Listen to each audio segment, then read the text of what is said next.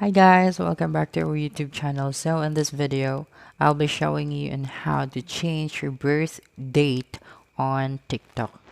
So the first thing that you need to do is just to open your TikTok application. Okay, and then tap on your profile icon at the bottom right corner of your screen.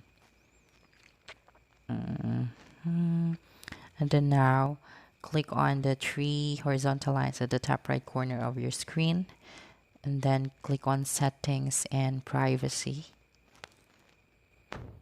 this one, and then click on account under the settings and privacy section. Okay, and then now you can tap on account information. Then after that, as you can see from the list of these three options here, you can see your date of birth. Just click on it.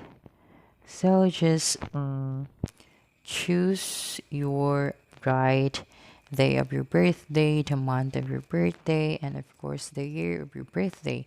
Click on save. So confirm it. So just save it, and then now, as you can see here, your birth date has been changed. So that's it. That's how you can change your birth date on TikTok.